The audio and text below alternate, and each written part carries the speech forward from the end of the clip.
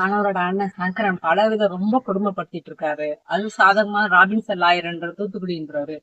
அவரு இன்னும் அவரு அவர் சப்போர்ட் பண்றதால இவ்வளவு விஷயம் நடந்துட்டு இருக்கு. நாத்தனார் எந்திரான், அவன் அதுக்கு மேலயும் கொடுமைப்படுத்துறான், அசிங்கமான வார்த்தை பேசுறான், எல்லாருமே சேர்ந்து அசிங்கமான வார்த்தை. இந்த ராபின்சன் லாயர் தேவையில்லாத நோட்டீஸ் விட்டுட்டு இப்படி 1,00,000 கொடு 2,00,000 கொடு நோட்டீஸ் விட்டுறாரு. நாங்க சம்மன் அனுப்பிச்சிருந்தாங்க, அதுக்கு வாய்தா போன வக்காலத்து ஃபார்ம்ல கைது போட்டு கொடுத்துருந்தோம். அதுக்கு வாய்தா போகலைன்னா கோர்ட்ல தீர்ப்பு கொடுத்துட்டாங்க, உங்களுக்கு அறிவற்ற நிலையில இருக்கீங்க அப்படிலாம் வக்கீல் நோட்டீஸ் விடுறாரு. ரொம்ப மோசமா நடந்துருக்கேன். இவ்வளவு விஷயம் போராடி போராடி போராடி வாழ்ந்துட்டு இருக்கேன். இந்த பஞ்சாயத்துல இருந்து ஆள் வந்தாங்க, இந்த மாதிரி பட்டா பேர் மாத்த சங்கர பேர்ல மாத்துறதுக்கு. அந்த இதுல எங்க வீட்டுக்கார் உடம்பு முடியாது, ஹார்ட் அட்டாக்ல இறந்தாங்க. ஒரு உயிரை இழந்த பிறகும் மறுபடியும் எங்களை கொடுமைப்படுத்துறாங்க.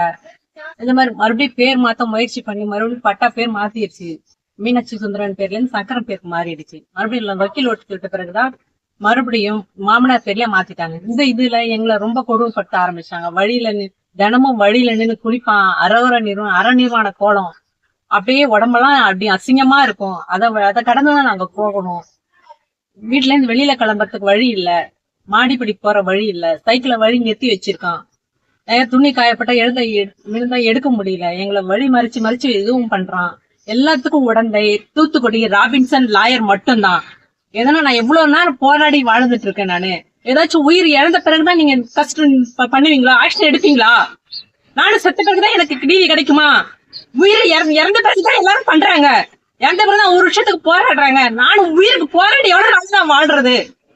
ராபின்சன் லாயர் தான் எல்லா விஷயத்துக்கு காரணம். எவ்வளவு கண்ணீர் கமலை நைட்டு தூக்காத நான் எவ்வளவு வேதனை பட்டு இருக்கேன். சக்கரன் ராபின்சன் லாயர் இந்திரா இவங்கெல்லாம் நீங்க தண்டிச்சுதான் ஆகணும். எனக்கு எப்ப நிதி கிடைக்கும்? நான் இறந்த பிறகுதான் கிடைக்குமா? நான் எவ்வளவு உயிர் போராடி வாழ்ந்துட்டு இருக்கேன். ஏன் மக்களுக்கு தெரிய மாட்டேங்குது. என்ன அவனுக்கு சாதகமா தான் செய்யறாங்க. தினமும் அழுக்கு தண்ணியில நடந்து நான் ஹாஸ்பிட்டல் போயிட்டு இருந்தேன். 1 மாசம் நான் ட்ரீட்மெண்ட் எடுத்துட்டு இருந்தேன். அழுக்கு தண்ணியில நடந்து குடிச்ச தண்ணி அழுக்கு தண்ணி நடந்துதான் போய் ஆகணும். அவன் அந்த மாதிரி பண்றான்.